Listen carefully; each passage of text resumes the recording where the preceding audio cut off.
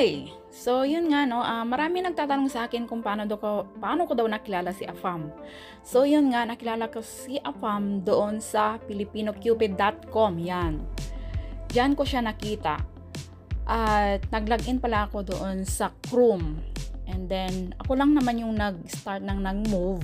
So, nag-heart lang naman ako. Yung heart is meaning interesado ka. And then, pagkaumagahan, nag-reply din siya ng heart. So, interesado din. So, yun nga, nag-usap kami doon. Siguro mga 3 araw lang. And then, kinuha niya yung aking WhatsApp number. And nagpalitan din kami ng number. So, ano yun nga, doon kami nag-usap ng getting to know each other kami doon. And then, hindi pa ako satisfied, guys. Kaya ayun, sinerch ko siya sa Facebook. And then, nakita ko siya doon. Nakita ko yung mga background niya, ganon-ganon.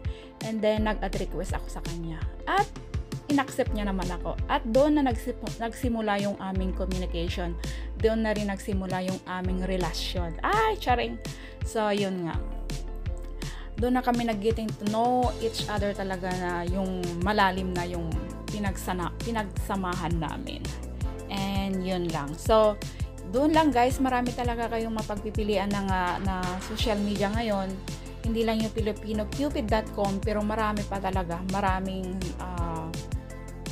apps na pwedeng yung mapuntahan o makahanap ng Afam. Pero hindi naman yan hinahanap guys. Kusa talagang dumarating yung minamahal mo. Charing!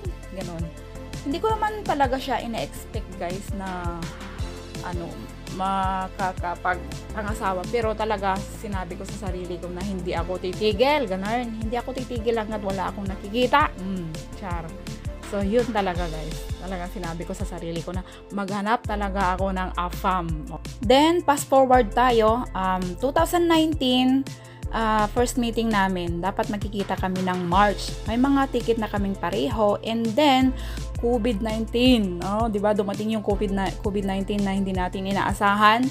So, nung dineclare ni Tatay Digong na international flight, yung March na yon, talagang hindi kami natuloy umuwi guys, hindi natuloy yung pagkikita namin. And then sinabi ko sa kanya na walang flight, ganito ganyan, sabi kong ganon. So it's okay lang, sabi niya ganon.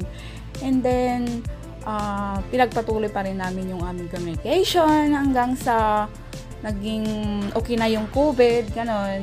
2022 nagbalak na kaming umuwi at yun na yung first namin na pagkikita. Di ba? Tapos pinapili pa niya ako niyan. Pipili ka, ako o yung trabaho mo? Sabi niya sa akin. Sabi ko, syempre ikaw.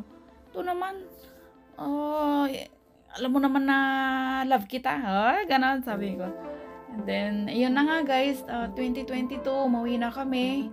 And then, ginawa na namin yung kasal ng agad-agad. Total naman, nasa hustong edad naman kaming pareho. So, shout out kay Pilyang Kerubin na siya ang naging witness namin sa City Hall of Manila. At yung naging, nga pala namin, yung reception is sa, sa Mindanao. So, doon na namin tinuloy yung okasyon. Yun.